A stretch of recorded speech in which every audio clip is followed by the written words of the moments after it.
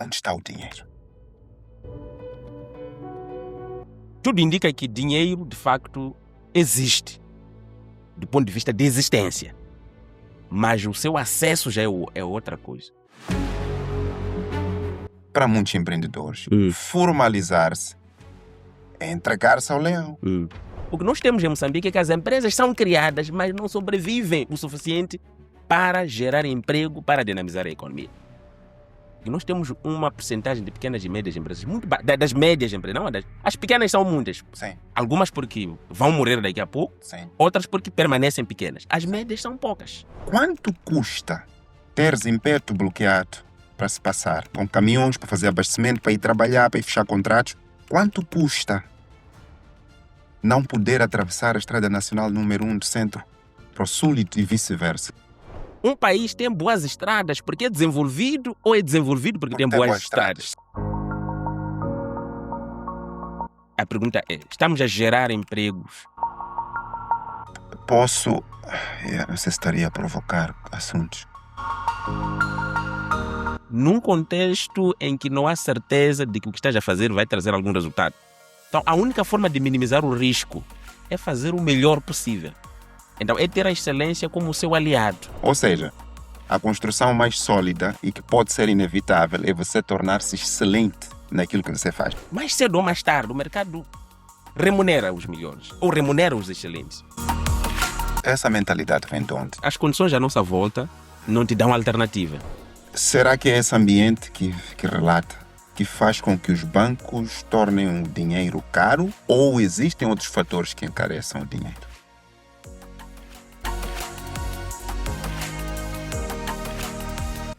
Olá, caríssimos, sejam bem-vindos a mais um episódio do We Talk Business. Trago hoje uma pessoa que eu admiro muito no cenário econômico moçambicano. Ele tem um currículo muito bonito, é jovem, mas com um currículo impressionante. E eu não devia deixar de lado uma figura tão importante para a economia de Moçambique. Eu falo-vos do Dr. Egas Daniel. Muito bem-vindo ao nosso We Talk Business. Obrigado, é um enorme prazer estar nesta conversa e desde já congratular pela iniciativa. Eu próprio tenho aprendido várias vezes com diferentes convidados que passam por aqui e vai ser talvez um momento especial para mim também de interagir consigo, com os que vão nos acompanhar e também falar de uma das coisas que eu mais gosto, de economia, na verdade, que de facto é quase o meu pão de cada dia. Exato. E que, pronto, acompanho e admiro os números, às vezes, a história que está por detrás do que os números muitas vezes contam sobre a vida, sobre o país. Super. Eu vou começar por uma pergunta direta mesmo. Qual é a situação econômica de Moçambique em 2026? Bom, nós estamos numa economia. Primeiro, estamos vivos. A economia é viva, se tivéssemos que descrever do ponto de vista de saúde. Tem algumas fragilidades e notórias, sobretudo em termos de financiamento. Por isso que as pessoas lá em casa costumam dizer que o dinheiro não está a circular. Significa que os principais agentes econômicos, estamos a falar primeiro das famílias, não têm, de facto, visto os seus rendimentos aumentarem proporcionalmente ao aumento dos preços, dos elementos, o que é típico de uma economia que não está a conseguir gerar empregos e não consegue melhorar a sua produtividade para que os salários que são pagos por estes empregos confiram dignidade às pessoas. Então temos na verdade, alguma limitação de financiamento ou limitação de liquidez suficiente para as famílias. Por outro lado, para as empresas, também elas estão a sobreviver, não têm acesso a crédito ou ao financiamento barato. Muitas vezes a viabilidade financeira de uma empresa depende do custo do capital. Se ela preferir financiar-se por capitais alheios, ou seja, através da banca comercial, as taxas de juros muitas vezes são proibitivas para poder tomá-las e ainda por cima rentabilizar um negócio. Depois, o último dos agentes econômicos é o Estado, que também tem tendencialmente visto as suas despesas a aumentarem mais do que a receita, o que, por um lado, registra-se como resultado o déficit, esta diferença. Esse déficit tem que ser financiado e é financiado por dívida, e quando a dívida não é externa, é doméstica, e nos últimos anos ela tem sido financiada, ou pelo menos a dívida tem crescido mais na sua vertente interna, por causa dos bloqueios que o país assistiu nos últimos 10 anos de acesso ao mercado financeiro internacional. E, portanto, temos três agentes econômicos a concorrerem pelos mesmos recursos. As famílias querem dinheiro, as empresas querem dinheiro, o Estado quer dinheiro também para financiar as suas despesas. Então, num contexto de restrição de financiamento e de condições de financiamento muito mais onerosas, é normal que em 2016 estejamos a assistir o pico quase desta situação, que se manifesta pela baixa circulação. Quando as pessoas dizem que o dinheiro não está a circular, muitas vezes é o reflexo desta dificuldade de encontrar liquidez por parte dos agentes econômicos para satisfazer suas diferentes necessidades. Para as famílias para consumir, para as empresas para investir e para o Estado para gastar. Acho que quem está em casa e viu um pouco de economia sabe que o PIB é consumo, mais investimento, mais gastos. O resto é exportações, menos importações. Então, famílias querem consumir. Cadê o dinheiro para o efeito? As empresas querem investir. Cadê o dinheiro para o efeito? O Estado quer gastar, quer dizer, tem despesas públicas por efetuar. Cadê o dinheiro para o efeito? Razão pela qual é uma economia com muito potencial, é uma economia com recursos naturais extraordinários, é uma economia que muitos dizem que tem tudo para dar certo, mas os constrangimentos dificultam o aproveitamento deste potencial em produtividade, esta produtividade em emprego e este emprego em dignidade para as pessoas e para os moçambicanos em particular. Super obrigado. Gosto muito desta forma de introduzir a questão que eu coloquei. E tenho perguntas que vou fazer sobre tudo, porque fala muito das fontes de financiamento e etc. Mas antes disso, provavelmente os que nos estejam a assistir queiram saber quem é o Egas Daniel. Quer contar-nos um pouco a sua história? Bom, a minha história é típica de um jovem que cresceu num contexto difícil. Eu acredito que é o denominador comum. Sim. Naturalmente, para quem nasceu um pouco depois depois das assinaturas dos acordos de paz, sempre encontrou um país que ainda estava em contextos de estar a se reerguer. Reerguer, Exato. exato. Então, não será surpresa se eu disser que vim de uma zona lá mesmo no campo, num dos postos administrativos de Mocodwene, na altura, em Nhambane, distrito de Morumbene, pelo menos é lá onde eu cresci, não havia energia elétrica. Então, sempre esteve na minha mente que dependia de mim para alterar as condições que estão à minha volta e as minhas condições em particular. Então, daí que acabei desenvolvendo um senso de competitividade, mas para comigo mesmo, talvez não com os outros. Um senso de ter que me superar cada vez mais. Ou seja, qualquer coisa que busco fazer, um dos elementos que eu quero incorporar nesta coisa é a excelência e o progresso. Se eu não estiver, eu assumo que se eu não estiver a progredir em algo é porque estou a regredir. Não existe meio termo. Não existe estagnação. Não existe estagnação. Ok. Então, se eu não estiver a melhorar, então estou a piorar. E se o Egas de hoje não for melhor que o Egas de ontem, então significa que está pior. E isso se refletiu, de facto, em muita... Tanto na trajetória acadêmica, se reflete na trajetória profissional. E querer ser o melhor de mim mesmo e me superar cada vez mais. Então, Essa mentalidade vem de onde? De querer crescer sempre. Porque muita gente não tem isso dentro de si, precisa de um driver externo. eu acho que, sobretudo, as condições à nossa volta não te dão alternativa. Ok. E eu acho que para o meu caso não me deram alternativa. Eu sabia que tudo dependia do meu desempenho escolar. Na altura, na verdade, a escola diziam que era a única saída. Não tínhamos outra alternativa. E dois, eu também sabia que, mesmo estudando, por exemplo, não estava nada garantido. E talvez o maior combustível seja a combinação dessas duas coisas. Primeiro, saber que as condições à minha volta devem alterar.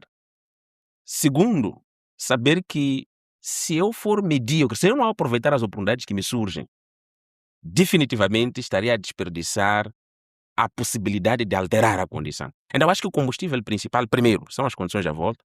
O segundo combustível principal é que, num contexto em que não há certeza de que o que estás a fazer vai trazer algum resultado. Então, a única forma de minimizar o risco é fazer o melhor possível. Então, é ter a excelência como seu aliado. Porque no meio quer dizer, no meio do risco disso não dar certo, quando tu maximizas a excelência, diminuis esse risco. Não foi por isso que, mesmo para escolher economia, mesmo para fazer economia, a minha mentalidade era de que, olha, eu tenho que ser o melhor possível, tenho que me superar. Estou a fazer 12ª, estou a fazer 11ª, estou a fazer curso de economia, estou a fazer mestrado. A minha mentalidade é de que, para eu poder aproveitar melhor este curso, eu tenho que ser o melhor, tenho que ser excelente. Então, há uma mentalidade da excelência como quem diz, mas excelência no sentido de me superar a mim mesmo, em primeiro lugar. Segundo, satisfazer os padrões possíveis que o mercado talvez possa requerer, sobretudo, por exemplo, da minha profissão de economista. É por isso que não foi tão difícil ter me tornado um dos melhores, aliás, o melhor estudante da Faculdade de Economia. A minha defesa na altura foi com 18 valores. Não foi surpresa, porque eu já sabia o que vinha a fazer em termos de curso, por exemplo, de Sim. economia. Mas também não foi surpresa porque, quando acabava de entrar no curso de economia, uma das coisas que diziam, economia, dificilmente tu poderás ter um trabalho. E me mostraram várias pessoas que fizeram o mesmo curso, mas que não estavam a trabalhar. Este mesmo curso de economia. Então eu disse, não tenho alternativa. Quando eu vi que os melhores estudantes, pelo menos, têm enquadramento para se tornarem docentes Na docência, na exato. docência, eu disse, não. Então, no mínimo, se há possibilidade de terminar e fazer alguma coisa, então que eu esteja no meio dessas pessoas que possam terminar e fazerem alguma coisa. E veja que eu acabei terminando, nem fui docente, na verdade. Ok. No término já havia outras oportunidades paralelas, até tentei ser docente, não deu certo a priori, mas era aquilo que eu almejava na altura, mas surgiram outras oportunidades. Mais tarde a docência veio me encontrar, mas já a fluir com aquilo que surgiu logo depois de terminar o curso. Então, resumidamente, o diferencial, na verdade, o primeiro motor é querer alterar a sua condição, o seu status quo. E quando tu tens isso em mente, tudo que for necessário fazer, que está ao seu alcance em termos de esforço, vais poder fazer para ultrapassar a sua própria expectativa. Mas eu insisto nessa pergunta, eu gosto da mentalidade que tem, mas vou fazer uma insistência nessa pergunta porque eu acho que também tenho assistido muitos jovens a se auto-vitimizarem, não é? No sentido de tentar encontrar sempre alguém que seja o responsável pelos seus infortúnios. Ou seja, se alguma coisa não me corre bem, ou é o Estado, ou é a situação econômica, ou é o vizinho. Encontramos sempre uma razão. Mas eu vejo em si uma pessoa que vem, tal como eu, distante, de zonas onde sonhar era quase proibido, não é? Até nem tínhamos referências para poder sonhar, não é? Sonhávamos sempre pequeno. De onde vem esse espírito de excelência que usa com sabedoria, e nota-se quando eu vejo as suas aparições, vejo que não é uma pessoa que está aí a aparecer e a dizer coisas só porque quer falar. Ele está preparado. De onde vem esse espírito de excelência? Bom, com alguma insistência, talvez, diria, hum, o principal combustível, quer dizer, tal como fazia referência, se você quer alterar a sua condição atual num contexto que já pressupomos que é difícil alterar esta condição, então não tens outra fórmula senão se superar a si próprio. E talvez a outra mentalidade que julgo que faz diferença, sobretudo na questão de vitimização, é ter em mente que eu tenho maior responsabilidade sobre os resultados que eu vou alcançar do que qualquer um, do que qualquer outro. Não queremos eximir o Estado, não queremos eximir os pais, não queremos retirar os outros da equação.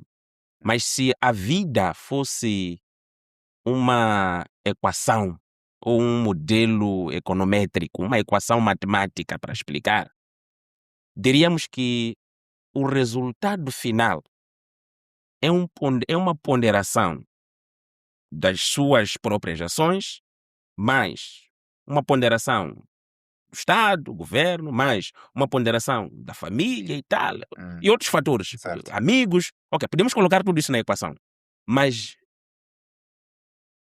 o indivíduo, ele tem mais do que 50% em comparação com a soma de tudo o resto. Portanto, a variável de maior peso. A variável de maior peso Ok. é o indivíduo. Se eu acordar e atribuir a minha condição atual, os meus resultados, o meu fracasso, a quaisquer outros determinantes, que não seja eu próprio, eu já fracassei logo de partida. Então, a ideia de que tenho que depender do outro, a ideia de que o outro é culpado, a ideia de responsabilizar o terceiro ao invés de si próprio, a ideia de encontrar no Estado, nos pais, na condição, na situação em que nos encontramos, onde nós nascemos, a nossa história difícil, a ideia de encontrar estes elementos como os verdadeiros culpados em detrimento de nós, eu acho que isto é que depois primeiro nos limita até a tomarmos ações para alterarmos a nossa condição atual. Porque eu digo, eu não posso agir porque o país não está bom. Eu não posso investir porque não tenho... Aliás, as condições do país são difíceis. Eu não posso concorrer para uma vaga de emprego porque todas as vagas estão compradas. Eu não posso... não posso fazer nada porque tudo já foi alienado. O país não é meu, não é nosso. O país está com os outros é que controlam os recursos. É verdade, existem os que controlam, existem os que têm mais propriedades, existem os que têm mais rendimentos, existem os que têm mais influência, existem os que têm mais conhecimento, existem os que, quando começamos a corrida, estão mais à frente do que nós. Mas isso não deve nos limitar e não me limita. E não pode limitar qualquer um que nos acompanha de fazer a sua parte. Eu acredito que qualquer um que faz a sua parte na história, qualquer um que faz a sua parte em si próprio, seja investindo em negócio, seja investindo em si próprio, sob forma de conhecimento, seja investindo também em outros ativos como networking. Quer dizer, para mim, qualquer coisa que tu fazes, qualquer investimento que tu fazes com muita seriedade, é pouco provável que tu não tenhas resultados em função das condições que estão à sua volta. As condições que estão à sua volta vão te combater, certamente. Mas se tu fizeres a sua parte e bem feita, é bem possível que consigas, pelo menos, receber a retribuição desse esforço. Boa. Há uma coisa que acontece que é interessante, que é um padrão.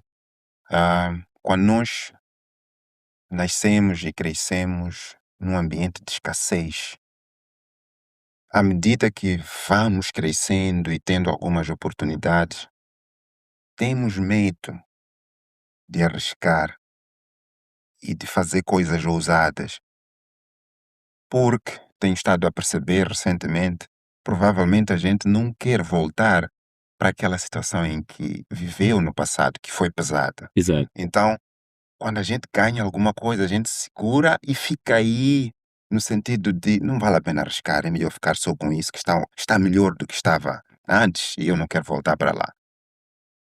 Como vencer esse medo de ser ousado por receio de que possa correr mal e voltarei à minha situação anterior, que era extremamente pesada? Bom, eu acho que No seu caso, sim, especificamente, como venceu isso? para mim, houve várias situações em que realmente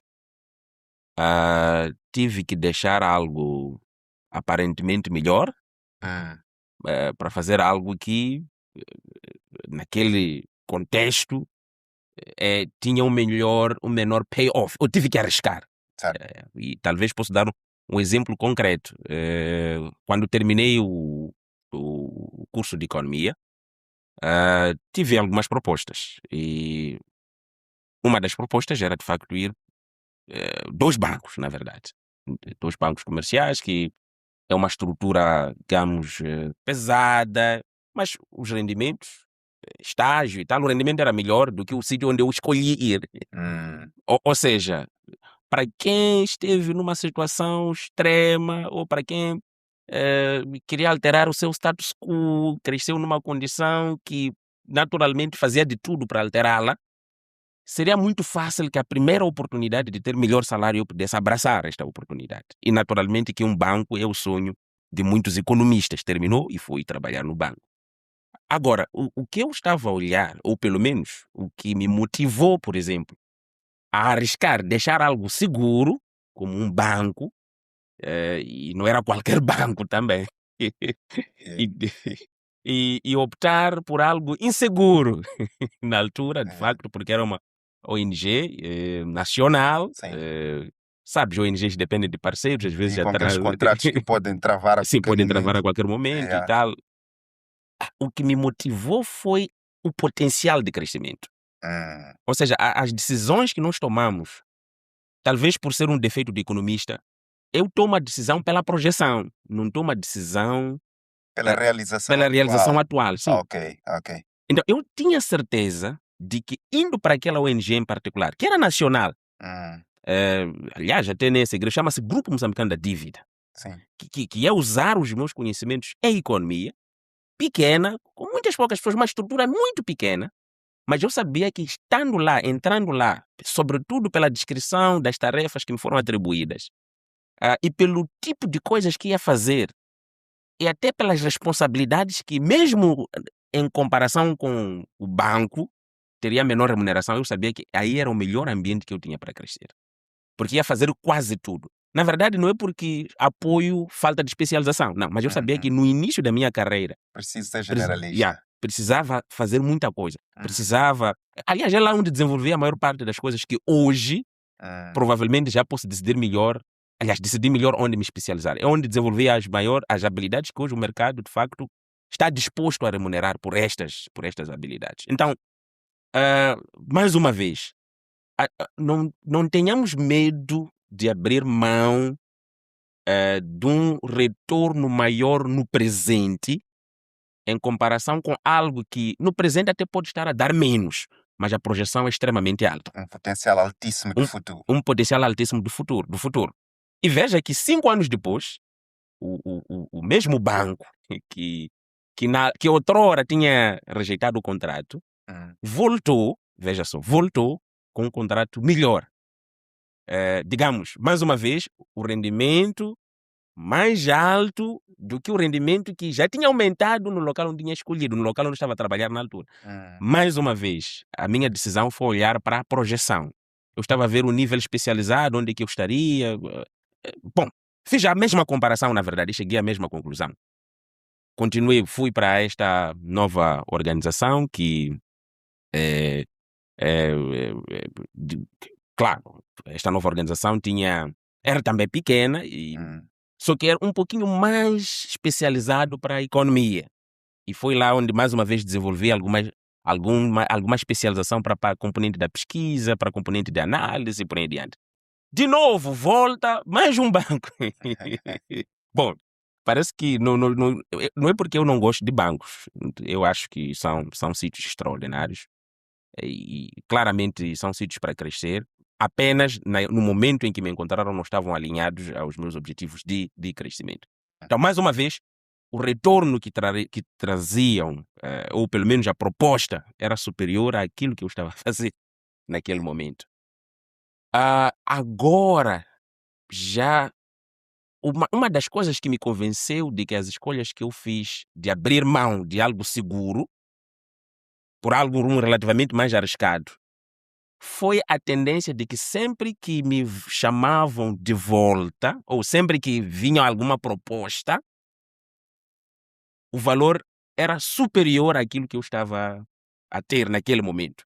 O que mostra que o que eu ganhei naquilo que eu escolhi valorizava-me muito mais. Ok, Exato. percebo. Em outras palavras, se tivéssemos um contrafactual, ou seja, se eu tivesse, vamos lá começar logo, se eu tivesse aceito aquela proposta inicial de estar lá, as mesmas pessoas que entraram comigo naquele mesmo local, a situação em que eles estavam e a proposta que estavam a me dar, mais ou menos, em termos tanto de posição, assim como em termos de remuneração, assim como em termos de status, era relativamente superior às mesmas pessoas que começaram ou pelo menos estiveram naquela mesma condição de aceitar aquela proposta. O que significa que eu cresci mais fora do que Exato. dentro, e o valor aumentou fora e talvez não teria aumentado tanto dentro se eu olhar para o contrafacto, se eu tiver como contrafactual as pessoas que, ou pelo menos a trajetória normal das pessoas que entram, por exemplo, naquela instituição bancária em particular. Então, talvez dê uma resposta longa, mas o resumo é: o potencial de crescimento é mais importante do que a situação presente. Presente. Gosto de uma coisa particular que disse, que é: os bancos foram me oferecendo propostas maiores do que as que tinha naquela altura, ou que tinha também na altura em que estava a trabalhar. Sim, mas se eu estivesse lá, Sim, não teria aquela sim, proposta. exato. E faz isso, de acordo com as suas palavras, em troca de um potencial que conseguia visualizar. Exato. E eu aqui fui interpretando isso como um investimento que fez no seu valor intrínseco, ou seja, visualizava nessa altura que a maior moeda que tinha era investir em si mesmo, Exato, para sim, que depois se pudesse transacionar por valores cada vez melhores. exato. Eu olho na juventude, se percebi bem, na juventude uma tendência diferente. As pessoas se formam hoje e, se for a perceber, a primeira pergunta que fazem quando querem um estágio ou têm uma oportunidade de emprego é: quanto é que vou ganhar? Uhum. E muitas vezes tomam decisões com base no que vai receber agora, Exato. do que necessariamente com base no potencial que tem de Uhum. elevar o seu valor de mercado Sim. e depois poder escolher onde quer estar. Não só por causa do dinheiro, porque à medida que eu vou crescendo percebo que não é sobre o dinheiro. É sobre esse potencial de abrir várias portas que vale mais do que o dinheiro. O que é que acontece com a juventude? Por que é que eles estão a fazer isso? E como é que a gente influencia a mudança de mentalidade, que não é necessariamente sobre o dinheiro, sobretudo no início de carreira? Eu acho que resumiu muito bem a mentalidade que deve alterar. No início de carreira, temos que perceber que o nosso valor no mercado ainda é questionável. Quer dizer, quando digo é questionável, significa provavelmente está no nível mais baixo possível. Sobretudo quando não foste experimentado, não tens algum produto ou resultado demonstrável que possa comprovar o seu valor. Então, nestas circunstâncias, o que mais precisas é espaço para provar o valor, para provar o seu valor ou para acrescentar o seu valor. Porque olha, mais cedo ou mais tarde, o mercado remunera os melhores, ou remunera os excelentes, ou Exato. paga pelo bom resultado.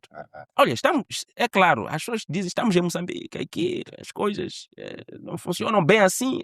É verdade, existem vieses, existem exceções, aliás, até nem pode até não ser a exceção, até pode ser uma das principais características. Sim.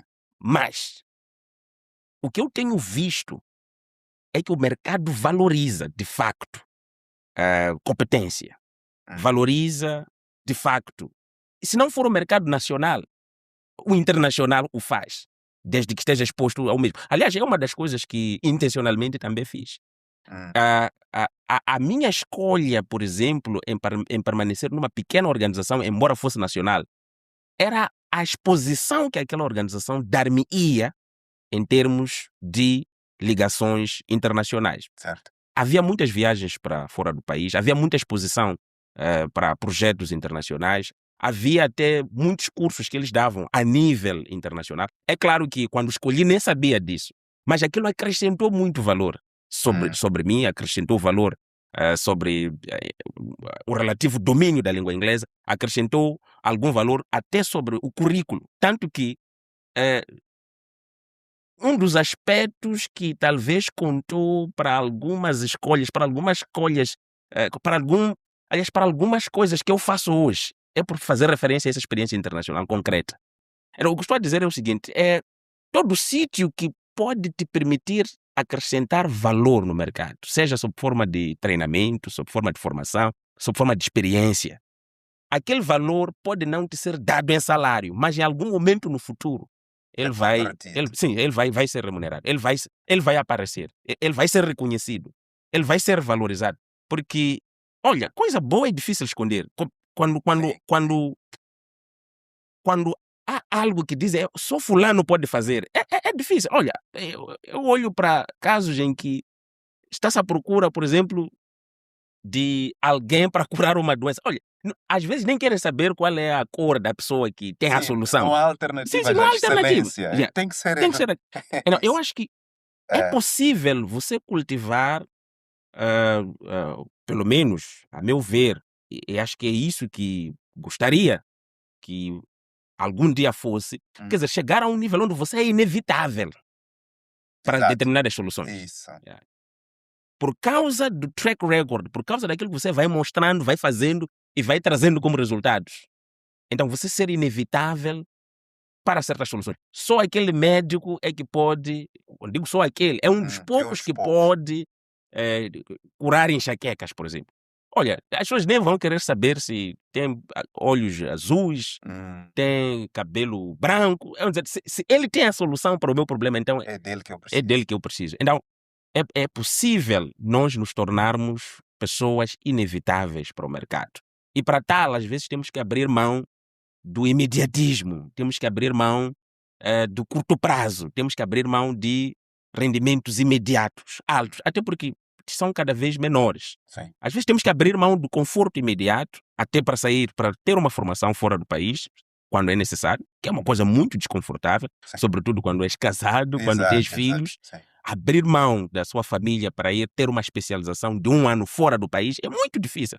Então, esse desconforto acrescenta-te valor, há queda de rendimentos porque não vai estar a produzir durante algum tempo, mas eu tenho a certeza de que quando tu voltas com valor acrescentado por causa do treinamento e da especialidade que tu sacrificaste para ter, o mercado tende a reconhecer e tende a valorizar. E tornar-se inevitável é uma das coisas que pode garantir que, de facto, sejas recompensado pelo sacrifício que tu fazes. Super. Mentalidade super, super interessante. E você que está aí a ver-nos, se calhar deve estar a capturar os elementos essenciais que trouxe aqui. E se é jovem, está no início de carreira, o Dr. Egas acaba de dizer uma coisa profunda, que é esta de construir o capital de carreira, construir o seu valor e entender que essa construção pode não ser remunerada agora, mas ela será muito provavelmente e quase sempre, falo também por experiência, no futuro ser convertida em remuneração. Ou seja, a construção mais sólida e que pode ser inevitável é você tornar-se excelente naquilo que você faz. Eu gosto muito dessa forma de pensar, que é uma coisa que tende agora a se trocar por imediatismo. Eu quero agora. E gostei muito disso. Agora vamos mesmo para a sua praia, que eu quero explorar, que é a economia.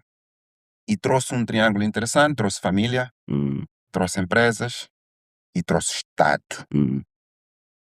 E fez referência a que não há dinheiro, está a faltar para todos. Está a faltar para o Estado, está a faltar para as famílias, está a faltar para as empresas fazerem os investimentos. A primeira pergunta que vai ser de novo direta é: onde está o dinheiro? Onde está o dinheiro? Uau, Bom, é incrível que ele existe. É por isso que os bancos costumam dizer que estão com excesso de liquidez. Aliás, o governador do Banco de Moçambique sempre vem dizer: temos excesso de liquidez. Isso, em outras palavras, temos muito dinheiro disponível. Mas vamos ouvi-lo. E mesmo quando começou, por exemplo, a polêmica de escassez de divisas, ele também dizia: mas estamos com excesso de liquidez. Temos divisas no mercado. Ele repetiu várias vezes isso. O banco próprio, como instituição, nos seus comunicados, mostrava. Aliás, até tomava medidas para enxugar o excesso de liquidez. Retirar do mercado. Quer dizer, estamos com dificuldades de financiamento, como é que o banco aumenta aquilo que nós chamamos de taxas de reserva obrigatória? É moeda doméstica, moeda estrangeira, para níveis quase proibitivos. Tipo, guardar mais Se dinheiro. guardar mais dinheiro no banco, Sim. 39%, reduziu para 29%, depois voltava para 39%. Enfim, tudo indica que dinheiro, de facto, existe, do ponto de vista de existência. Mas o seu acesso já é outra coisa. A disponibilidade para o agente econômico aceder, este é outro problema. E é aí onde nós temos que dissecar sobre as causas e os limitantes para que esse dinheiro seja cedido. Para as famílias, e indo em ordem, para as famílias, o acesso ao dinheiro para as famílias depende, primeiro, da sua capacidade de serem financiáveis para o consumo. Para você ir para o banco receber um financiamento para o consumo ou para a habitação, seja qual for o destino da despesa, tens que mostrar capacidade de pagamento. Tens que ter um emprego. Tens que estar a trabalhar e tens que ter uma folha salarial. Os seus recursos humanos devem assinar, não é isso? E ser retido na fonte, o desconto ser feito na fonte do seu salário. A pergunta é: estamos a gerar empregos? Estamos a gerar primeiro, estamos a gerar empregos suficientes? Estatísticas do Banco Mundial, pronunciamentos do Banco Mundial, aliás, que naturalmente são fáceis de reconhecê-las, mostram que, de facto, o país anualmente, antes, em 2023, falava-se de 500 mil jovens que entram para o mercado de trabalho, dentre os quais apenas 30 mil eram absorvidos formalmente. Este número aumentou. Não podemos falar de 500 mil. De 500 mil jovens é lá em 2023. Agora, provavelmente, estejamos aos 600, aos 700 mil jovens. Porque a população vai crescendo. E quando cresce, ela nasce mais. Quando nasce mais, significa que os que estão a crescer, estão a atingir a fase da idade ativa, entram para o mercado e, portanto, não encontram absorção. Não são absorvidos no mercado como deve ser. Então, por quê? Porque não temos firmas que são criadas, não temos negócios que são criados, permanecem no mercado e crescem a ponto de poder absorver essas pessoas que entram no mercado de trabalho. Então, vamos ter muitas empresas a serem criadas, mas muitas empresas a morrerem. Sim. E veja que quando o crescimento populacional só atingiu, só para mostrar que a taxa de morte às vezes é mais importante do que a taxa de nascimento. Se há muitas empresas a serem criadas, Baú registra vários BRs, várias reservas de nome, mas essas empresas nem chegam a operar, ou morrem mesmo antes de começarem, de facto, a operar. Sim. Então não vamos ter o aumento, de facto, da capacidade de geração de emprego na economia. A população mundial só começou a crescer quando conseguimos controlar doenças que matavam as crianças ainda cedo. Ou seja, quando reduziu-se a taxa de mortalidade materno-infantil. Quando descobriram-se vacinas contra pólio, seja quais. Aquelas vacinas que permitiam que a criança de facto desenvolvesse... sobrevivesse na idade mais crítica. Mais crítica, dos 0 aos 56 meses. É quando tivemos boom populacional. Sim. Porque as pessoas sempre morreram na mesma taxa. Mas a diferença é que as que nasciam sobreviviam o suficiente. O que nós temos em Moçambique é que as empresas são criadas, mas não sobrevivem o suficiente para gerar emprego, para dinamizar a economia. Eu acho que este é o principal problema, mais uma vez estou a falar do consumo, do financiamento em termos de consumo. Para as pessoas consumirem, precisam trabalhar. E quando trabalham, precisam ser remuneradas. Sim. E a remuneração tem que ser boa o suficiente para permitir altos níveis de consumo. E não é o que acontece no presente momento. Então, a taxa de mortalidade das empresas é um dos elementos. E por que elas morrem? É aí que é a pergunta. O porquê que morrem e que vacinas prestas? Que vacinas, exato. Nós precisamos de... Para empresas na fase infantil. Veja que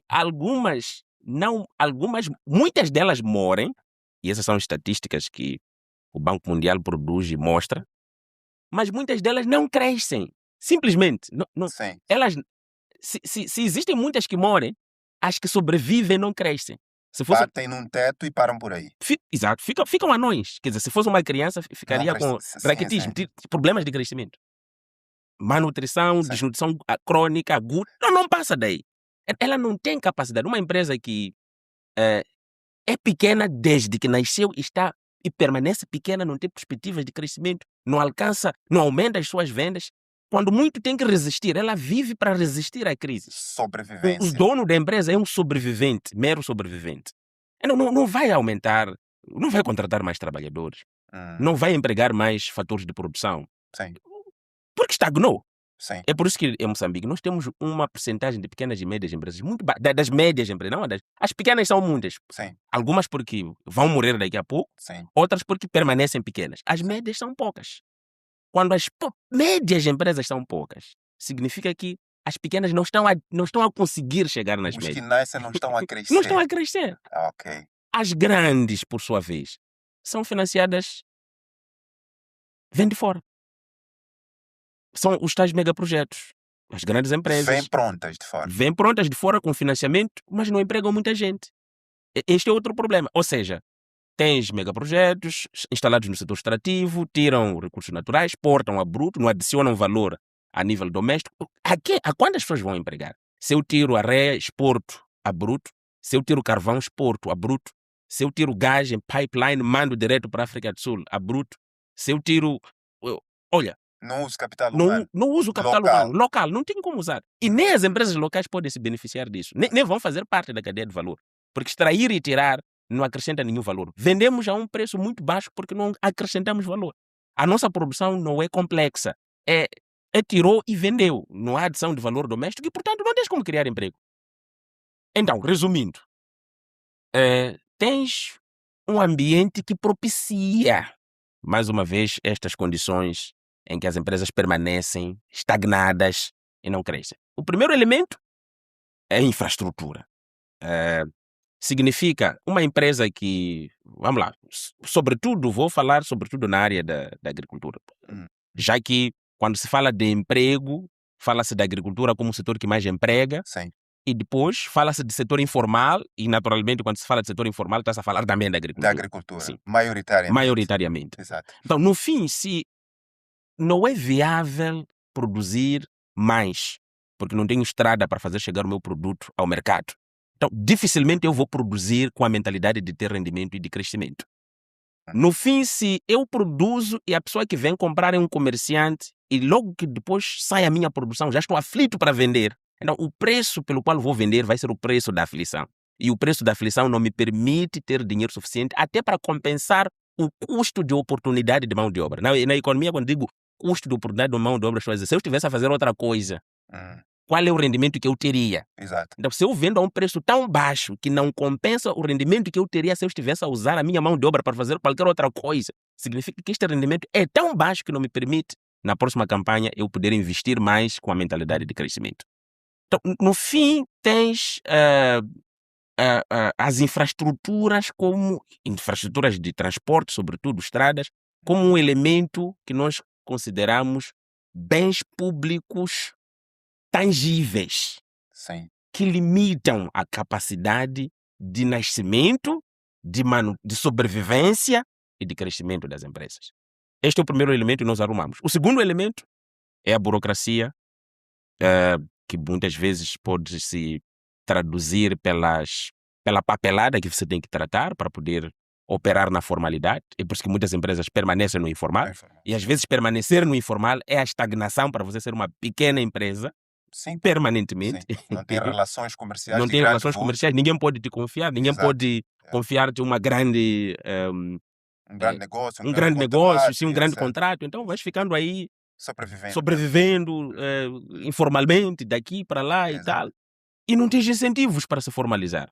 Tanto porque os custos que te são impostos são extremamente elevados, os custos diretos da sua formalização, assim como os custos indiretos da formalização, que são os custos de transação do tempo que você vai levar para o efeito, os custos de transação associados, por exemplo, às pessoas que você deve subornar para poder se formalizar. Sim. E às vezes o sistema permanece assim por ser confortável para todos os lados. Quem te suborna também ganha. E você também, porque não quer se formalizar, natural. Aliás, e você também porque, pronto,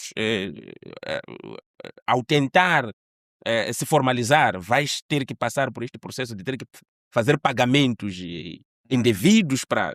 Então tu preferes continuar na informalidade.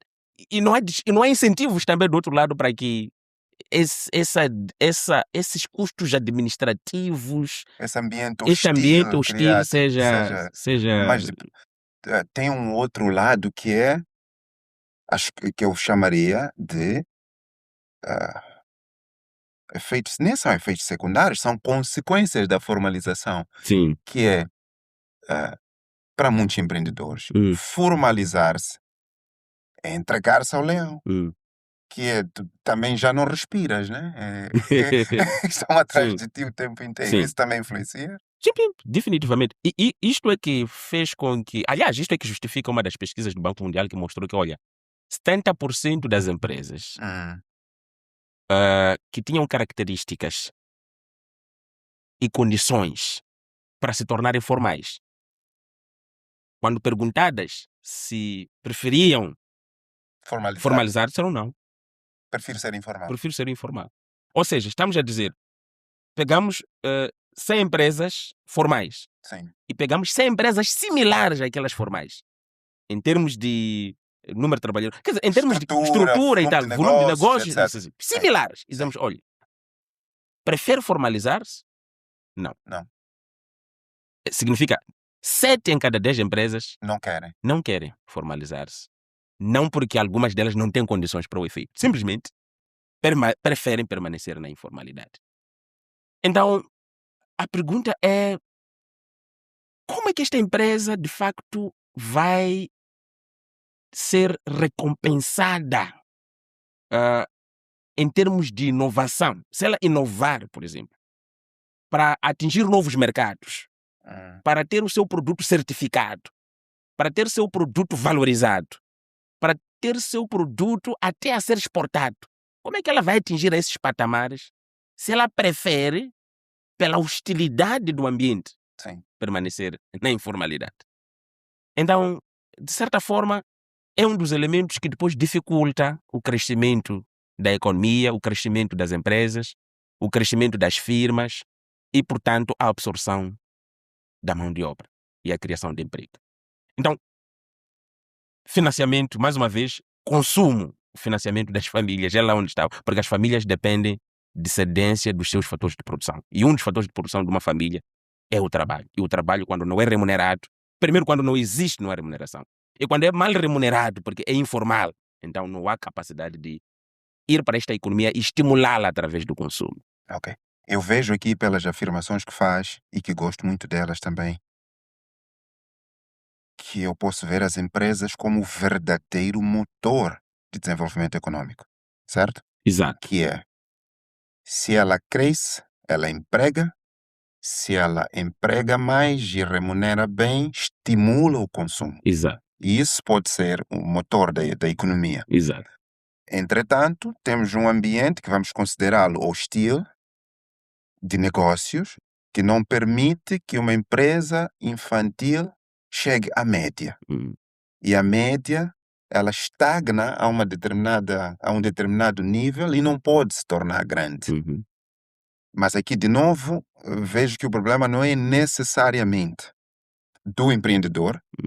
Por quê? Porque faz referência a dados do Banco Mundial que diz, provavelmente, portanto, a maior parte das empresas com condição para se tornarem formais preferem manter-se na informalidade. Se por um lado as protege deste ambiente hostil, por outro pode ser uma barreira de crescimento para elas próprias. Exato. E ainda assim escolhem manter assim, não vou crescer, mas sobrevivo e tenho menos chatice. Isso faz-me passar para o terceiro nível. Saímos da família, fomos para as empresas, vamos para o Estado. Sim. O papel do Estado qual deveria ser aqui? Já estamos no terceiro elemento do nosso triângulo. Bom, o Estado, na nossa estrutura, ele desempenha funções específicas. Bom, ele provém bens públicos, ele redistribui o rendimento e garante estabilidade macroeconômica. Essas são as funções clássicas do Estado. O que é que um Estado precisa fazer para permitir que não tenhamos muita mortalidade das firmas?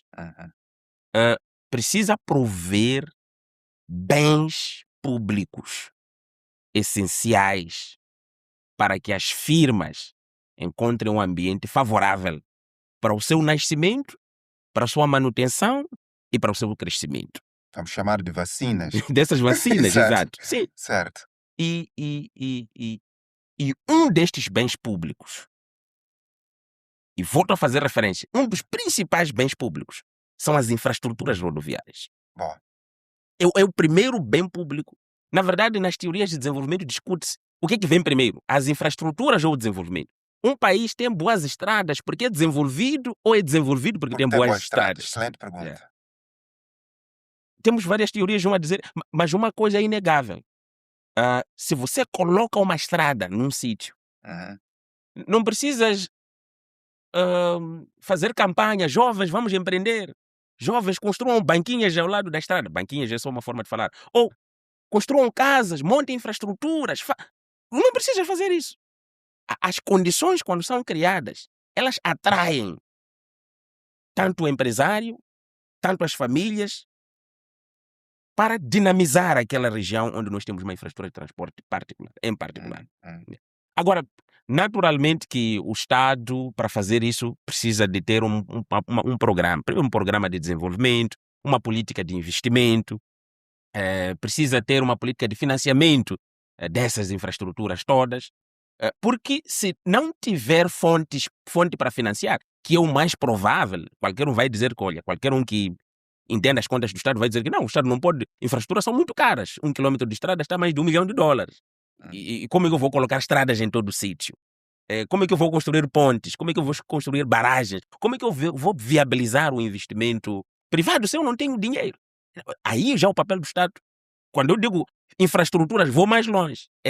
Quais são as prioridades dentro dessas infraestruturas? Ou seja, qual é o melhor uso do dinheiro dentro até da construção de infraestruturas para que eu permita criar as ligações necessárias dentro da economia para que essas ligações possam dinamizar o setor privado, possam fazer com que as empresas cresçam. Significa que o Estado tem que priorizar no uso do seu dinheiro. Tem que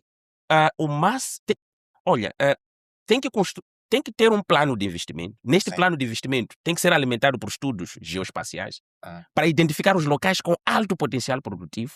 E esses locais com alto potencial produtivo, identificar-se o custo de instalação dessas ligações através de estradas, ruas. Às vezes até nem precisa ser uma estrada alcatroada, uma rua bem trabalhada que permite ligar transitabilidade, o centro de produção do centro de consumo, já resolve muita coisa.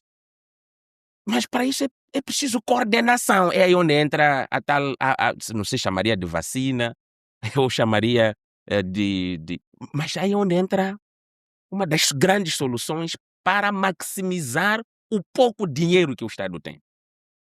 Porque todos vamos dizer que o Estado não tem dinheiro para construir a estrada nacional número 1. Não tem dinheiro para construir estradas rurais. Não tem dinheiro para aumentar as ligações verticais da nossa economia. Porque as infraestruturas foram implantadas com uma lógica de servir o interland.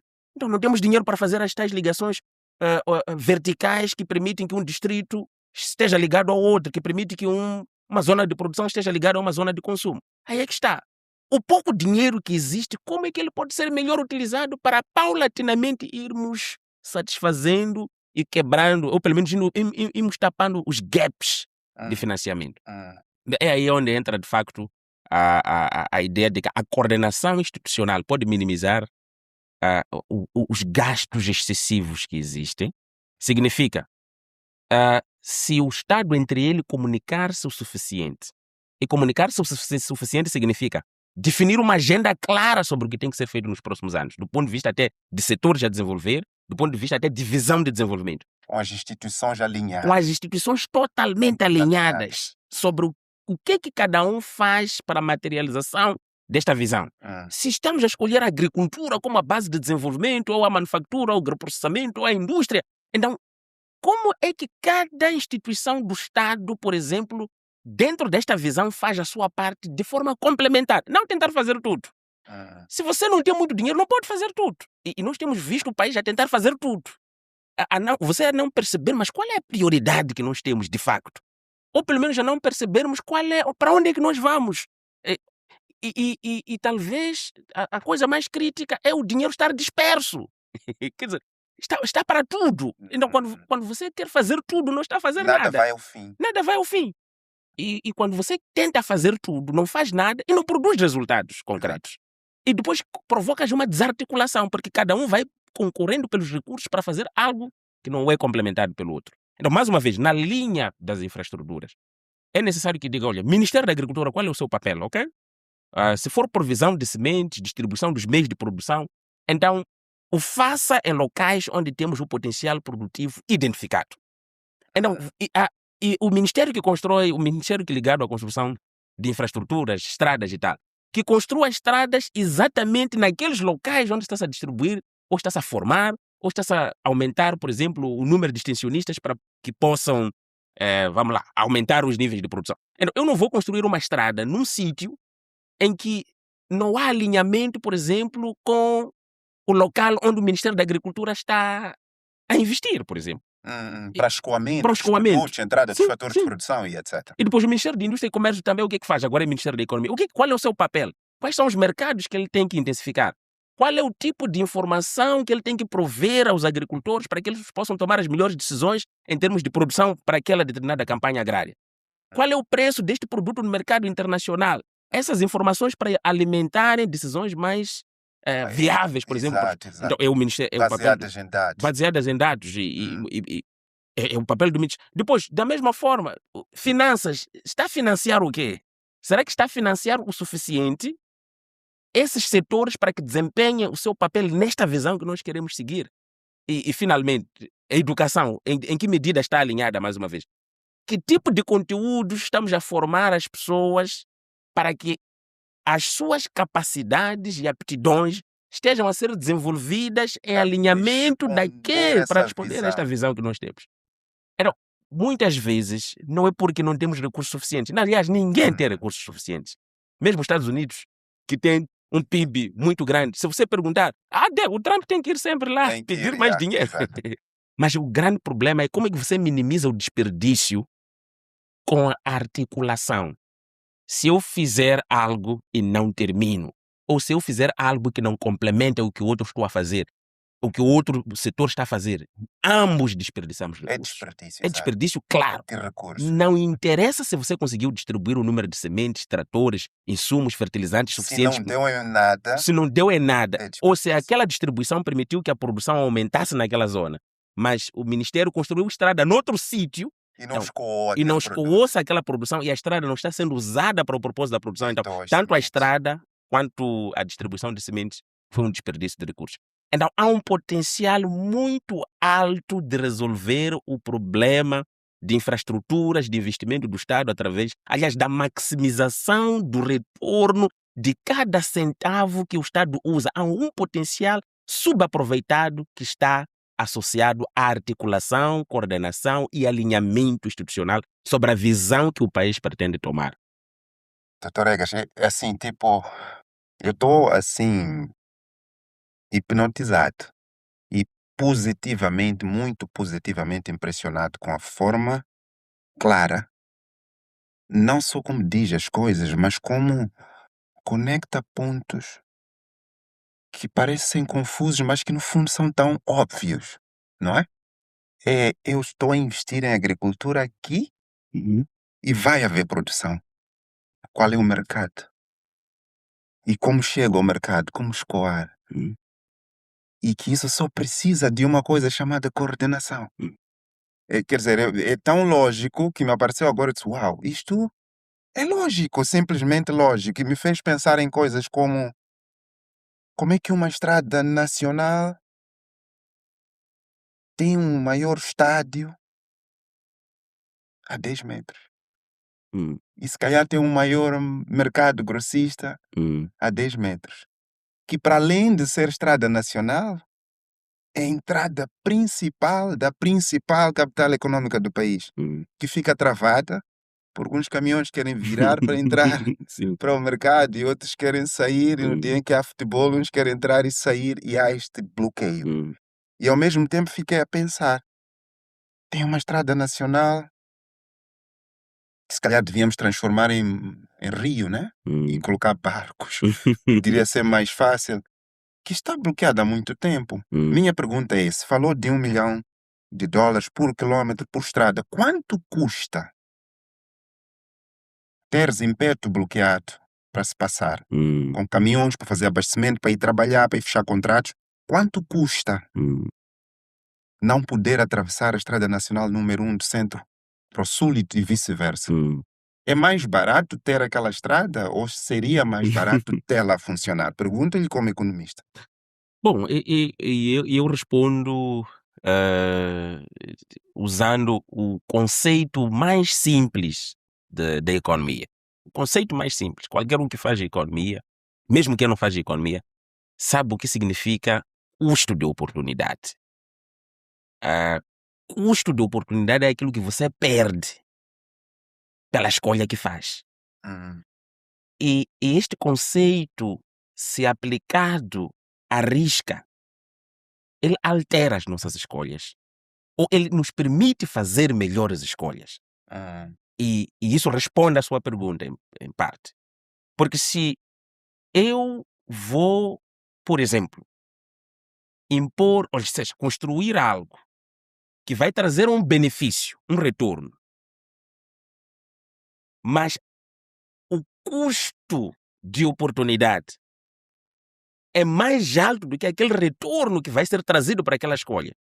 Eu poderia alterar a escolha, eu poderia fazer algo melhor, ou poderia fazer a outra coisa ao invés daquela hum, coisa em hum. particular.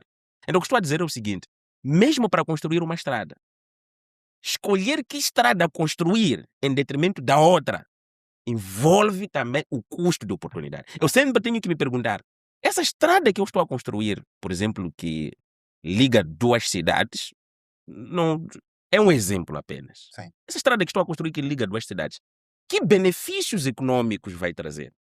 E depois a estrada alternativa que liga um centro de produção e um centro de consumo, que benefícios econômicos que isso vai trazer? Se eu construir a estrada que liga duas cidades, eu tenho que já ter feito a conta dos benefícios perdidos Ok. associados à ligação do local de produção e do local de consumo. E só decido construir a estrada que liga duas cidades se eu tiver a certeza de que os benefícios que eu perdi por não construir uma estrada que liga um centro de produção e um centro de consumo são mais baixos do que os benefícios que eu vou obter associados à escolha que eu fiz. Então, essa simples estruturação do pensamento permite que tomemos decisões mais racionais. É claro que a economia mais contemporânea já nega racionalidade extrema, mas não estamos à procura de racionalidade extrema das decisões. Estamos à procura de algum nível de racionalidade. E o conceito do custo de oportunidade poderia melhorar, de facto, as nossas escolhas, sobretudo quando fazer algo envolve perder algo. Então temos que fazer essas comparações. Posso. Não sei se estaria a provocar assuntos. Posso assumir então que a nossa situação tem relação direta com as decisões que estamos a tomar? Oh, uma das coisas inequívocas em qualquer processo de desenvolvimento que qualquer país experimentou é que não foi por acidente.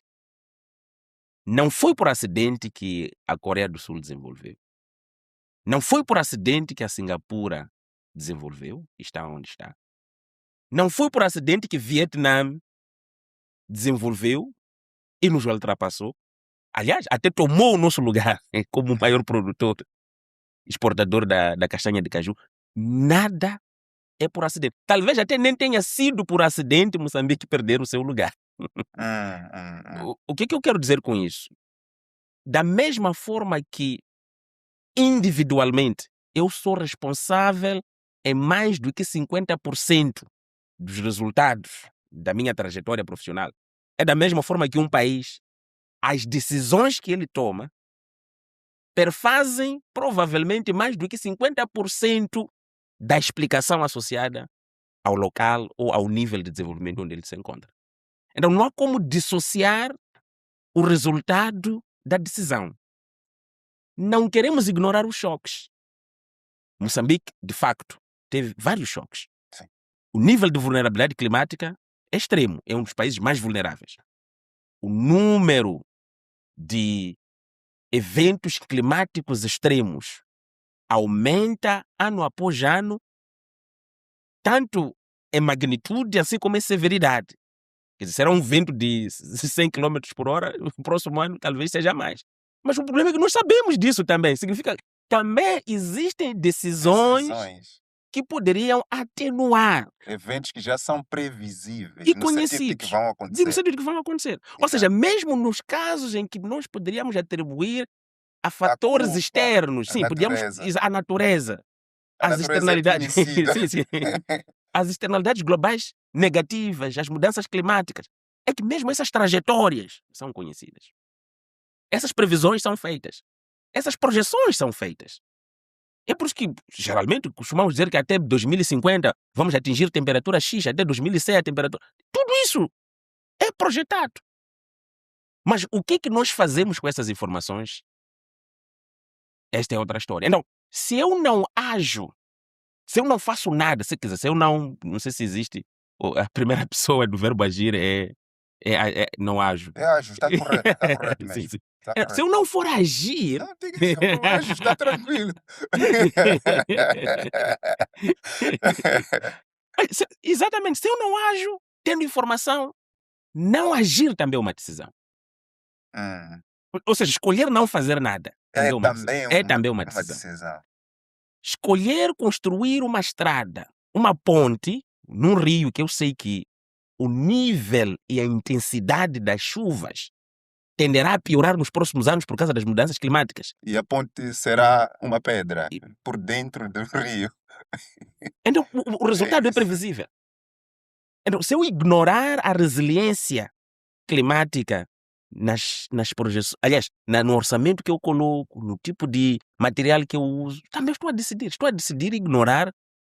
Então, não será surpresa que o custo de reconstrução das pontes supere a construção resiliente de uma única ponte. Então, a mesma ponte vai sendo destruída várias vezes ao longo de 10 anos. Se eu somar o custo da reconstrução das várias vezes que a ponte foi destruída no intervalo de 10 anos, ele supera N vezes o custo de colocar uma ponte resiliente que durante 10 anos não teria esse custo. Esta abordagem que faz, de novo, profunda, fez-me fazer uma ponte. De novo, eu faço os meus podcasts sem roteiro, porque eu gosto de ouvir, pensar e ir de acordo com a conversa. Fez-me fazer uma ponte com o setor financeiro. Ainda estamos nas empresas. Sim, sim. Não estou a falar do Banco Central. Sim. Estou a falar da banca comercial. Uhum. Disse no início que há dinheiro. De Sim. acordo com as afirmações do Banco Central, Sim. há liquidez, não é? Mas também disse que o dinheiro está caro. Será que é esse ambiente que relata que faz com que os bancos tornem o dinheiro caro, ou existem outros fatores que encareçam o dinheiro? Eu acho que esta é a terceira vacina, tal como olhando para a analogia dos bebês, da mortalidade das firmas. Infraestruturas, a burocracia. O terceiro elemento é o financiamento. Nós temos uma banca comercial pouco profunda, concentrada, e talvez podia dizer, do ponto de vista de estrutura de mercado, é um oligopólio.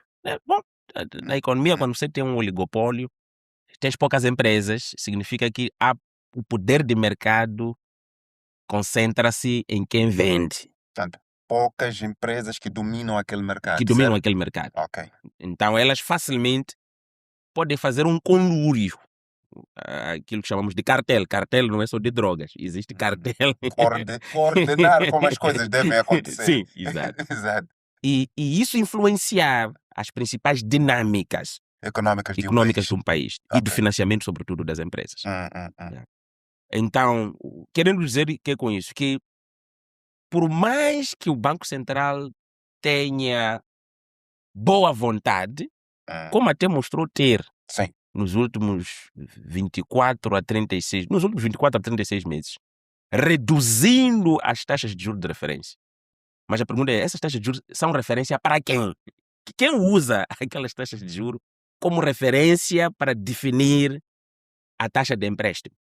Para o consumidor. Para o consumidor e para a empresa em particular. São taxas de referência para quê? São de referência, até são de referência. Mas para quê? Ok, veja, eu quero mostrar onde termina a referência das taxas de juros. Que são Até onde tem influência. Até onde tem influência. Okay. Quando a taxa mínima baixa, de facto, a prime rate, ela também acompanha. Porque a prime rate é uma equação direta daquilo que nós chamamos de indexante único, e o indexante único advém da taxa mínima mais o prêmio custo. Sim. Que incorpora o risco sistêmico da economia. Ou seja, resumindo, a prime rate acompanha a taxa mínima. Mas a prime rate é uma referência também, que é usada pelos bancos comerciais para adicionar o spread, para definir a taxa efetiva que vai ser cobrada. Que vai ser aplicada no mercado. Tanto para a empresa como para o consumidor individual, família, etc. Exato. Okay. Então, é onde eu entro no sistema financeiro. Num sistema financeiro concentrado, pouco profundo, que opera sob forma de oligopólio, que já tem uma aversão natural a certos tipos de financiamento e tem uma preferência por certos tipos de aplicação dos seus ativos. Então, vais ter uma consequência inevitável. O que precisava ser financiado não vai ser financiado como deveria ser. E vou explicar isso por quê. Primeiro, quem define a taxa a aplicar ao agente, ao consumidor, à empresa, é o banco. Comercial. Ok. Se o Banco de Moçambique reduziu a taxa mínima, depois a taxa mínima reduziu a prime rate, a referência é aquela. Mas chega alguém, eu tenho a prerrogativa de usar a prime rate como referência e adicionar o spread. E bloquear a influência exatamente, da redução do Banco Central. Qualquer um que está nos acompanhar, pega agora mesmo as taxas de juro efetivas aplicadas aos agentes econômicos. E depois pega a prime rate, que é usada como referência para definir as taxas de juros efetivas. E depois pega o diferencial que chama-se spread. Hás de ver que quando a taxa mínima reduz, a prime rate reduz, o spread aumenta. É como se fosse uma compensação para a não redução da taxa ao consumidor. Exemplo muito simples. O banco, imaginemos que o banco esteja a dizer, olha, as taxas devem ser de 5%, de 15%. Antes as taxas eram de 18%. E chegava um cliente, eu lhe aplicava 20%. O meu spread era 2%. Sim. Eu lhe aplicava 20%. E o banco diz, não, agora a mínimo reduziu, a prime rate agora é 15%. Chega o mesmo cliente. Eu vou dizer, olha, o spread que eu aplicava antes era 2%. Agora o meu spread subiu 5%. Para 5%. Então, continua a lhe aplicar quanto? A mesma taxa de mesma taxa de 20%. A diferença é que o spread subiu. Então, nestas condições, é difícil financiar a economia. Nestas condições, é difícil financiar o setor produtivo. Nestas condições, é difícil financiar as empresas. Mas de onde isso vem? Vem também da predileção dos bancos ou da preferência dos bancos comerciais em financiar o Estado. Mas também não podemos só culpabilizar os bancos comerciais. O Estado também quer financiamento e busca financiamento no sistema financeiro internacional, sobretudo depois do bloqueio do mercado financeiro internacional associado às dívidas ocultas. Portanto, o próprio Estado é financiado pela banca comercial. O próprio Estado é financiado pela banca comercial. Então, quando chega um Zé Antônio, quer financiar a sua quinta de produção de ovos, mesmo que a mimo reduziu, a prime rate reduziu, eu naturalmente tenho preferência de emprestar dinheiro ao Estado. É mais seguro. É mais seguro para mim. E às vezes a segurança até cega, até certo ponto. Como eu já venho fazendo isso há muito tempo, entendo que por razão que se calhar não conhece, histórica só, é Estado, risco quase zero, vai para lá. Isso reduz o meu esforço para analisar bem o negócio de ovos do Zé Antônio. Está a fazer ovos. Então, ele quando E de ponderar bem o e risco. de ponderar bem o risco. Sim, Yeah. reduz o esforço. Sim, Porque eu sim, tenho tenho aplicações mais seguras da minha liquidez sempre disponíveis. disponíveis ao Estado. Está aí, o Estado que vai tomar. Se o Zé Antônio não quiser levar o dinheiro para os ovos, vou ler o Não plano. muda muito. Não muda muito. Também tenho um Estado onde vou aplicar a minha liquidez. Então, O próprio Estado, então, contribui exato. para o status quo da banca comercial. Eu acho que é aí onde o Estado, na verdade, ele joga o papel mais relevante de toda a dinâmica da nossa economia. Ok. Porque ele influencia todos os vetores e todos os setores. E, sobretudo, todas as variáveis. Pela sua magnitude e também pelo histórico que Moçambique tem de uma vez ter tido o Estado centralmente planificado, ter tido uma economia centralmente planificada. Então, o Estado, até de forma natural e pela forma como o Estado moçambicano surgiu, ele já joga um papel natural de influenciador da dinâmica econômica. Tanto que, quando o Estado está mal e não consegue pagar os fornecedores, também é um caos para a economia. Porque algumas dessas pequenas e médias empresas que estão a cochear para sobreviver dependem do Estado pagar os serviços que eles fornecem ao Estado. E quando não o fazem de forma antempada, ou pelo menos de forma previsível, também sufocam o desempenho. E como não temos um setor privado ainda tímido, ainda que está a crescer, a robustez, mais uma vez, aquelas vacinas que eu fiz referência tornam o setor privado difícil de se erguer e progredir. E isso o torna também dependente do Estado para fornecer uma empresa. Veja só, muitos quando criam, não sei, muitos talvez agora não, mas alguns criam empresas simplesmente para serem fornecedores para concursos públicos. Só para trabalhar com Para o trabalhar Estado. com o Estado. Mas o Estado acabou de dizer que, olha, já estamos a reestruturar a dívida para pagarmos nos próximos 5 anos, nos próximos 7 anos. Como é que vai ficar a tesouraria dessas empresas que tinham toda a sua estrutura de negócio montada para servir o Estado? Voltada para o E Estado. voltada para o Estado. Os seus retornos, as suas projeções, o seu maior cliente é o Estado. Se o Estado diz que não vou pagar daqui a 7 anos em pequenas parcelas, morreste, não tens como. Como é que vais sustentar as suas operações? Vais pagar os seus trabalhadores? Vejo aqui, doctor, um padrão. A banca comercial volta-se para o Estado. Sim. O empreendedor, o empresário, também volta-se para o Estado. O que pode pressupor que o setor verdadeiramente produtivo, no sentido de operar produção, pode estar num abandono. Quais saídas aqui? Eu vejo um papel forte do Estado, vejo uma banca. Olha, eu estou a olhar para a banca como um negócio. Vejo que eles, olhando para a situação macroeconômica, para o contexto, Para os riscos. prefiram jogar no seguro. Eu diria que, se calhar eu faria o mesmo, né? É meu negócio. Sim. Eu faria o mesmo. Eu Sim. protegeria o meu investimento. Jogaria no seguro. E que o lado social de o dinheiro estar disponível não pertence a mim. Não é? Não sei se estou a pensar errado, mas eu pensaria assim. Não, é isso que está a acontecer. De novo, como o Estado pode devolver apoio financeiro ao setor verdadeiramente produtivo? E vou pegar essa pergunta e associar uma coisa interessante que disse e vi numa afirmação que fez num dos vídeos que vi seus nas redes sociais, que o investimento externo na indústria extrativa não há de ser a principal fonte de financiamento para a economia, regra geral. E aqui parece-me que a responsabilidade há de estar de novo, outra afirmação sua, que o setor privado tem a responsabilidade enorme de dinamizar a economia. Está com ele, está nas mãos.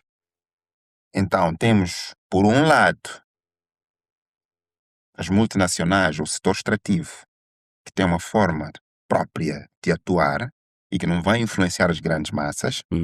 Mas temos as grandes massas, umas no informal, outras mesmo que organizadas também no informal, Uhum. e as poucas formalizadas voltadas para abastecer a um Hum. Estado, o Estado se abastece pela banca. Hum. Como desfazer esses nós Hum. que travam tudo? Como desfazer? De facto, aqui é um ciclo que se retroalimenta quase que de forma infinita, Ah, onde em algum sítio temos que travar o ciclo, temos que cortar cortar, sim. o ciclo. E, Se tivesse que escolher um sítio para cortar, tipo, escolha um só, cortava onde? Para alinhar. e eu, existe um coelho que pode matar, aliás, não sei se é assim que se diz, que mata. Uma bala que pode matar vários Exato, coelhos. vários coelhos, Ah, exato. Está na sustentabilidade das finanças do Estado. Já que o Estado é o grande motor da economia, influencia todos os agentes econômicos. Porque até as famílias, se formos sinceros, temos mais de 500, ou 1000, 400 mil, 500 mil funcionários públicos. ok. Já sei para onde vai. O Estado tem que ter dinheiro. Sim. A capacidade financeira do Estado em Moçambique, felizmente ou não, continua a ditar. Ou seja, o Estado, ele é que tem o gatilho ou a ignição da nossa economia Hum, para que uma vez arrancando a economia, o privado possa depois prosperar e tornar-se menos dependente do Estado. super. Ou seja, neste exato momento temos de facto. Não, qual seria. Quando falo de sustentabilidade financeira do Estado, primeiro refiro-me à capacidade do Estado de financiar infraestruturas. Resolve um problema estrutural. A capacidade do Estado se organizar melhor para usar o dinheiro para as coisas certas, de forma articulada, que era aquela segunda vacina que eu fazia Sem referência. estar aflito. Exato.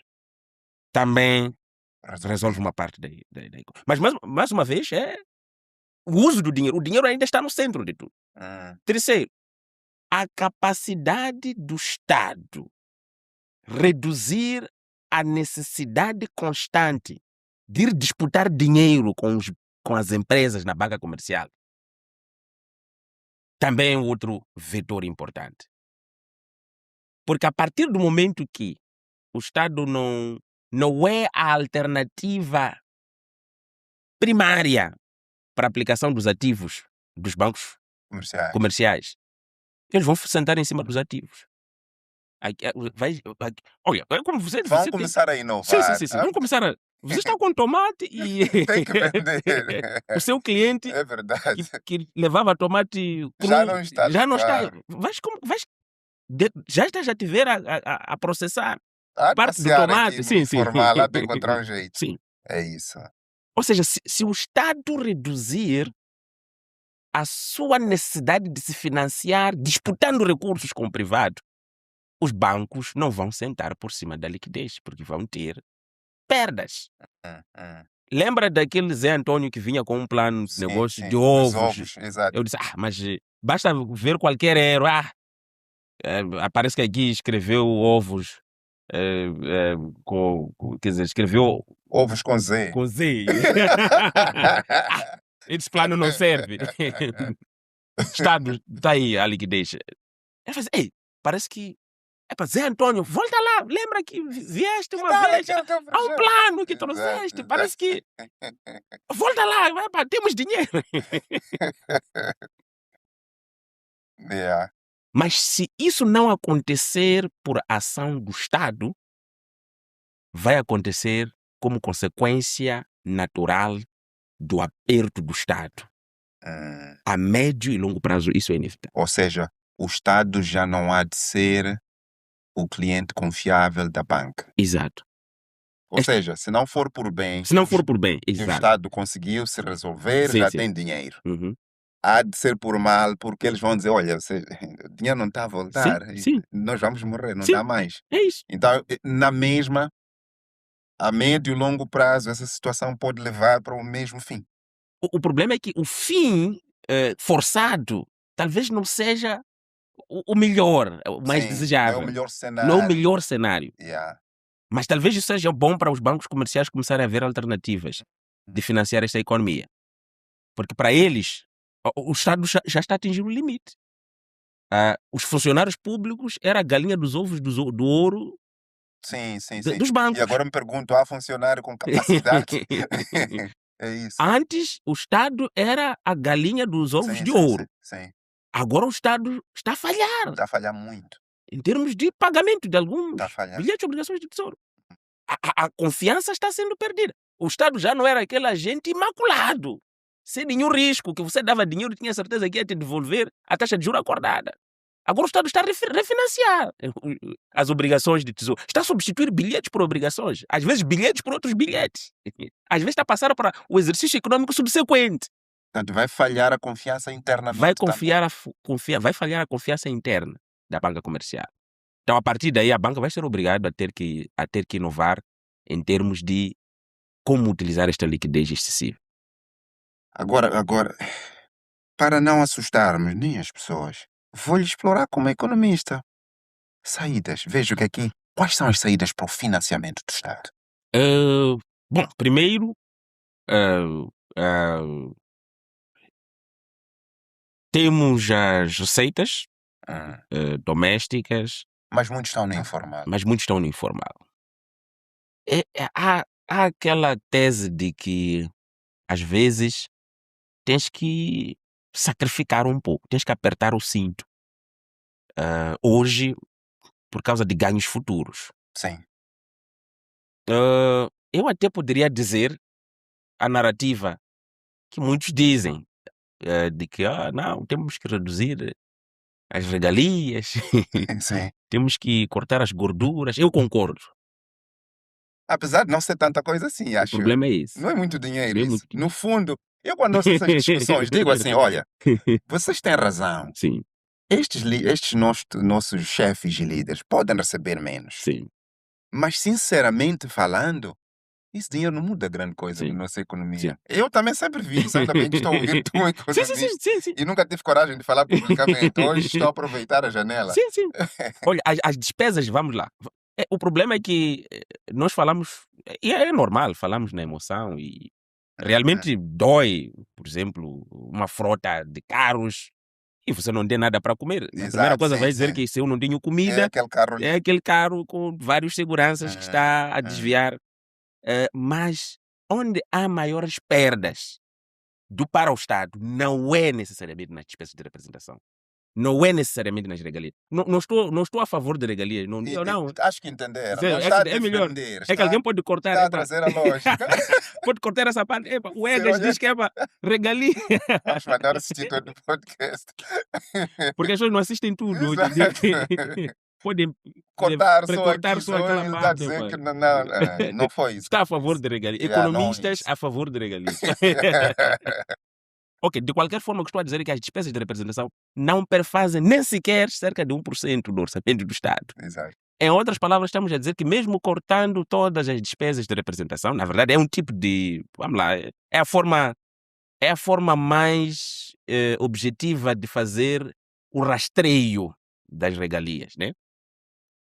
Poderás encontrar em torno de não passa muito de 1% do orçamento do Estado. Portanto, é tipo um tambor de água, Sim, algumas gotinhas sim, exato. lá dentro. Não vais mudar Não muita muda coisa. muito, Não exato. constróis, nem financias, nem a N1. Com todas as regalias, não constróis a N1. Mas onde é que está a maior perda do Estado? Acho que é essa a parte mais importante. O Estado perde mais nos concursos públicos. O Estado perde mais no preço que ele paga pelos serviços. O preço que ele paga, será que é preço de mercado? É um preço inflacionado. Sobrevalorização.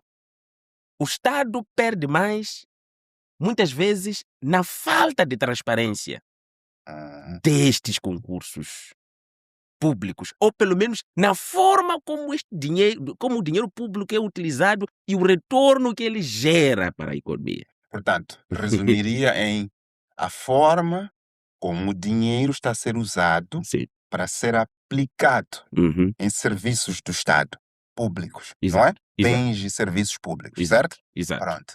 Ou seja, e talvez vou esquematizar melhor, resumindo esta, digamos, a proposta, né?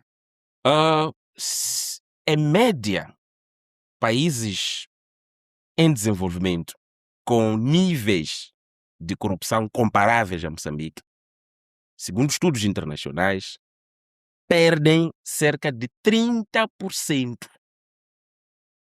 Ou seja, 30% do orçamento que é executado não atinge os resultados almejados. Se eu tivesse que dar um exemplo simples, se o país tem 100 meticais para gastar todo ano, gastando 100 meticais faz aquilo que 60 a 70 meticais faria. É como se 40 meticais fossem perdidos. Exato, é perdidos. Foram Deitados deitados fora.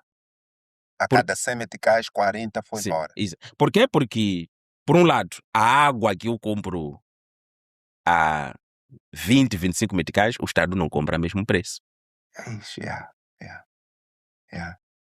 O papel não vai ao mesmo preço. Sim. Aquele que fornece o serviço, às vezes, talvez às vezes pela relação que tem com o Estado, ou até pela falta de pagamento, às vezes a relação que ele tem com o Estado, ou a forma como ele ganhou o concurso, lhe dá a prerrogativa de às vezes não terminar a obra. E não há responsabilização. E fica por aí. Começou, não terminou, ele sabe como é que ganhou e Portanto, literalmente enterrar dinheiro para nada. Então, 2%, 1% de regalias, comparado a 30%. O que é mais? Mas eu defendo, mas só para terminar, para terminar, eu defendo que as regalias sejam cortadas. Sim, simplesmente para que eles têm eles têm um efeito político muito bom, por acaso. Que é A percepção. A percepção. Sim. É isso mesmo. Eles traduzem a ideia de que somos primeiros nos sacrifícios e somos os últimos nos benefícios. E o que nós priorizamos E o que nós priorizamos de fato. Sim, e a percepção, às vezes, conta mais do que a intenção. É verdade. Eu preciso dizer, a mulher de César também deve parecer. Também tem que parecer. Sim. Não é só. Tem que parecer mesmo. Então, é aí onde, para mim, de facto, mostrar que há alguns cortes, há alguns excessos que estão a ser controlados. Dá uma boa ideia. O benefício de melhoria da imagem do Estado aumenta significativamente. Mas para resolver problemas de capacidade financeira do Estado, esses 30% de prejuízos decorrentes de mau uso abusivo, falta de transparência ou sobrevalorização dos preços que são aplicados ao Estado, ou obras inacabadas ou interrompidas, o prejuízo gerado por isto, se nós recuperarmos, conseguimos fazer muita coisa. Aliás, conseguimos até não ir ao sistema financeiro. Porque seriam esses 40 meticais. Sim, seriam. Esses 40, 30 meticais. É muito, 30% é muito. É isso mesmo. Estou a falar 100 meticais, mas se forem 100 milhões... Sim, é isso. são 40 milhões, são 30 milhões. Isso. E se forem 100 milhões de dólares, é o equivalente a 40, a 30 bilhões de dólares. Então não íamos precisar de pressionar a banca. Não íamos precisar de depender do Banco Mundial para financiar a Estrada Nacional número 1. E o banco tem suas políticas. Ele vai mandar fazer vários estudos. E cada estudo tem que ter resultado. 5 anos se passam, a estrada não está feita. A economia está a sufocar. E as estradas, repito mais uma vez, são o equivalente a veias, artérias e capilares no corpo humano. Sim. Não pode estagnar. Não pode estagnar. Quando uma estrada não está boa, equivale a alguém que tem problemas de tensão em termos analógicos para o corpo humano. Sim. Porque o sangue não está a circular. Não está a sair do coração para o cérebro. Ou as cavidades estão esburacadas, ou simplesmente estão fechadas. Porque não há fluxo, não há liberdade, não há facilidade de circulação do sangue. Então, Yeah. considera este sangue nutrientes, bens, pessoas, produção. Então, quando as estradas estão bloqueadas ou quando as veias não existem dentro de uma economia, ela sufoca. Yeah. Com problemas de ter AVC ou ter problemas de coração Exato. e infartar. Então, é importante a capacidade do Estado em países de desenvolvimento, o institucionalismo, o desenvolvimento institucional, sobretudo quando o Prêmio Nobel de 2024 faz referência às instituições como sendo um dos principais elementos para puxar o desenvolvimento dos países. Para o nosso caso, isso é mais relevante do que nunca. Yeah. Super. Doctor, assim, tipo, acho que foi uma conversa daquelas que se aprende muito. E eu não vou olhar para o lado mau da situação do país, mas vou olhar da esperança que ter profissionais como o EGAS significa. Porque às vezes perdemos esperança, né? E podemos confundir a situação do país como incapacidade. Mas, assim, tipo, estando a conversar consigo, percebo que não, está aqui, nós temos solução. Nós temos solução. Temos o pensamento, Hum, temos a lógica, hum, sabemos o que está a acontecer. Precisamos agir. Eu sei que o Egas não vai dizer como vamos agir, eu não vou lhe fazer essa pergunta, né? hum, Que é como é que a gente resolve esse embrulho? hum.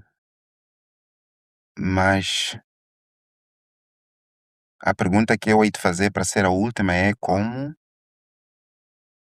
o pequeno empreendedor Hum. sobrevive dentro deste contexto? Essa vai ser a minha última pergunta. Como ele Sim. pode sobreviver dentro deste contexto? Muito bem. Eu acho que é uma das coisas mais importantes que o empreendedor não deve descurar, deve ter em mente, é o conhecimento sobre o contexto. Não para o desmotivar, mas, sobretudo, para lhe motivar a fazer as coisas certas num contexto como este. Hum, Ou seja, ah, o contexto que limita o desenvolvimento, primeiro, o surgimento, o crescimento, o surgimento, a manutenção e o crescimento dos empreendedores. Esse tem que ser desafiado pela atividade, pelo empenho e pela ação do próprio empreendedor. Quando você sabe que está num contexto destes, então o seu nível de atuação, o seu nível de excelência, o seu nível de busca por afirmação ou por penetrar o mercado, talvez não ia ser o mesmo se o contexto fosse diferente. hum, Talvez não seria o mesmo esforço que devias fazer para um sítio onde as instituições funcionam normalmente. Então, se você é empreendedor, provavelmente a primeira coisa que tem que fazer é que tem que caminhar uma milha extra. Sim. Sim, Tem um esforço sim, extra que sim. tem Tem que que ser fazer feito. um esforço extra. Porque estás a lutar, primeiro, consigo próprio, dentro do seu negócio, mas também tens que lutar contra o No contexto desafiador. sistema e o Sim, sim, contexto. exato. Eu acho que esta mentalidade de per si já te prepara, já alinha as suas expectativas e Hum, já te prepara para uma batalha prolongada.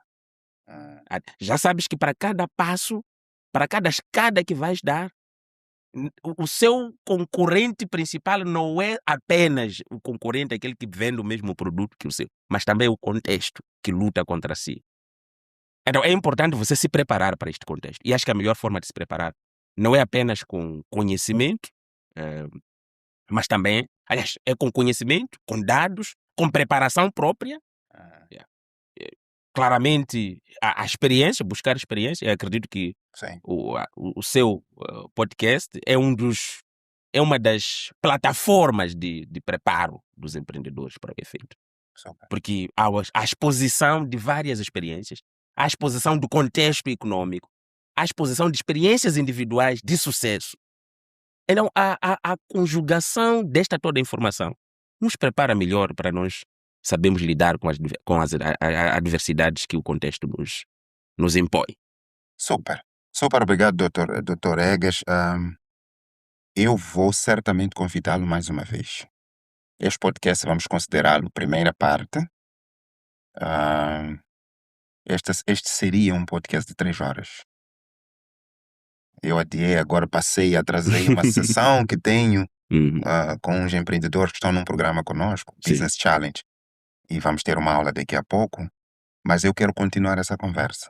E eu sei que vai viajar, eu sei que tem uma agenda complexa, mas fica o convite, vamos considerar este episódio, a primeira parte do episódio. Exato. Precisamos ter uma segunda, eu acho que é assim, o seu nível de clareza, o seu nível de conhecimento e a forma, sobretudo, de pensar, não só tecnicamente, mas a mentalidade que tem, são impressionantes. E isso pode ajudar, tá? Só essa conversa para mim foi transformadora. Pode ajudar bastante os outros que nos estão a ouvir, por isso faço-lhe já o meu convite para a segunda parte deste podcast. No entanto, queria pedir-lhe para últimas considerações com os nossos seguidores. Bom, primeiro agradeço. Acho que tenho a certeza, aliás, que essa foi uma boa oportunidade de interação consigo e aprecio bastante esse espaço, tanto Obrigado. pela qualidade e pela utilidade que tem para a sociedade, sobretudo para os empreendedores.